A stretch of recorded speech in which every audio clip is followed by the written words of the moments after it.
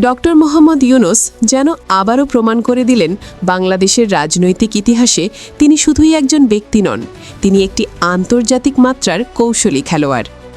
দীর্ঘ 18 মাসের টানটান উত্তেজনা, অনিশ্চয়তা আর নাটকীয়তায় ভরা অন্তর্বর্তীকালীন শাসনের পর দেশ যখন নতুন রাজনৈতিক অধ্যায়ে প্রবেশ করল, তখন বিশ্লেষকদের বড় একটি অংশ মনে করছে পর্দার আড়ালের প্রকৃত বিজয়ীর আসনে রয়েছেন এই নোবেলজয়ী অর্থনীতিবিদ।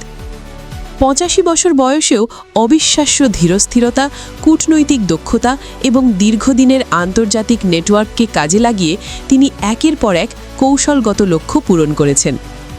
আন্তর্জাতিক গণমাধ্যমের বিভিন্ন বিশ্লেষণে উঠে এসেছে গত 18 মাসে তিনি যা পরিকল্পনা করেছিলেন তার প্রায় প্রতিটি ধাপই সফলভাবে বাস্তবায়ন করতে সক্ষম হয়েছেন। তার সবচেয়ে বড় রাজনৈতিক সাফল্য হিসেবে দেখা হচ্ছে এমন একটি নির্বাচনী পরিবেশ তৈরি করা যেখানে বৈশ্বিক স্বীকৃতি নিশ্চিত হয়েছে, কিন্তু দেশের প্রধান একটি ঐতিহ্যবাহী রাজনৈতিক শক্তি নির্বাচনের বাইরে থেকে গেছে। বিশ্লেষকদের মতে পশ্চিমা বিশ্বের সমর্থন আদায় করে এই নির্বাচনের গ্রহণযোগ্যতা নিশ্চিত করা ছিল তার সবচেয়ে বড় কূটনৈতিক সাফল্য। একসময় একই ধরনের নির্বাচনী বাস্তবতাকে কেন্দ্র করে আন্তর্জাতিক মহলের কঠোর সমালোচনার মুখে পড়েছিল বাংলাদেশ, কিন্তু ডক্টর ইউনুস তার ব্যক্তিগত গ্রহণযোগ্যতা, নোবেল বিজয়ের মর্যাদা এবং দীর্ঘ আন্তর্জাতিক সম্পর্ককে কাজে লাগিয়ে সেই বৈশ্বিক দৃষ্টিভঙ্গি বদলে দিতে সক্ষম হন।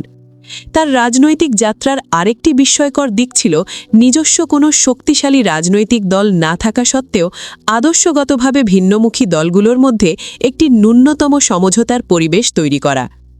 একই সঙ্গে দেশের তরুণ সমাজ ও শিক্ষার্থীদের বড় একটি অংশের সমর্থন তাকে সাহসী সিদ্ধান্ত নিতে শক্তি জুগিয়েছে। অন্তর্বর্তীকালীন সরকারের প্রধান উপদেষ্টা হিসেবে তার অন্যতম গুরুত্বপূর্ণ অর্জন ছিল অর্থনীতিকে ধীরে ধীরে স্থিতিশীলতার পথে ফিরিয়ে আনা। বৈদেশিক সম্পর্ক জোরদার করা, কৌশলগত বাণিজ্য চুক্তি সম্পন্ন করা এবং আন্তর্জাতিক অর্থনৈতিক আস্থার পরিবেশ তৈরি করা, এসব ক্ষেত্রেই তিনি দূরদর্শী নেতৃত্বের পরিচয় দিয়েছেন। তবে এই সাফল্যের ঝলমলে আলোয় কিছু সমালোচনাও রয়েছে।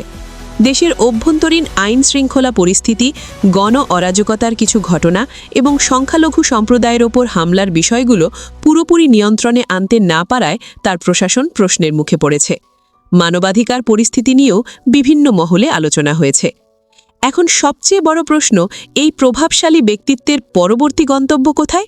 দেশের একটি বড় অংশ তাকে ভবিষ্যৎ রাষ্ট্রপতি হিসেবে দেখতে চাইলেও ক্ষমতার সমীকরণ ভিন্ন বাস্তবতার ইঙ্গিত দিচ্ছে। নতুন সরকারের নিরঙ্কুশ সংখ্যাগরিষ্ঠতা সেই সম্ভাবনাকে কিছুটা অনিশ্চিত করে তুলেছে। তারপরেও রাজনৈতিক বিশ্লেষকদের অনেকেই বলছেন বাংলাদেশের অভ্যন্তরীণ রাজনীতিতে অনেকেই আঞ্চলিক খেলোয়াড় হতে পারেন, কিন্তু আন্তর্জাতিক অঙ্গনে ডক্টর মোহাম্মদ ইউনুস এখনও অপ্রতিদ্বন্দ্বী। 12ই ফেব্রুয়ারির নির্বাচনের মাধ্যমে নতুন সরকার ক্ষমতায় এলেও ইতিহাসের পাতা যখন এই উত্তাল সময়ের মূল্যায়ন করবে, তখন একটি ভঙ্গুর রাজনৈতিক পরিস্থিতিকে নির্বাচন পর্যন্ত নিয়ে যাওয়ার পেছনে তার ভূমিকা আলাদাভাবে উচ্চারিত হবে। বাংলাদেশের রাজনৈতিক মোড় পরিবর্তনের এই সময়ে তিনি যে কৌশল, ধৈর্য এবং আন্তর্জাতিক প্রভাব দেখিয়েছেন, তার নিঃসন্দেহে বিরল এক দৃষ্টান্ত হিসেবে বিবেচিত হবে। আপনার কাছে কি মনে হয়? আপনার মতামতটি কমেন্ট বক্সে জানিয়ে যান এবং আমাদের আপডেট টিভি চ্যানেলটিকে সাবস্ক্রাইব করে পাশে থাকুন। ধন্যবাদ।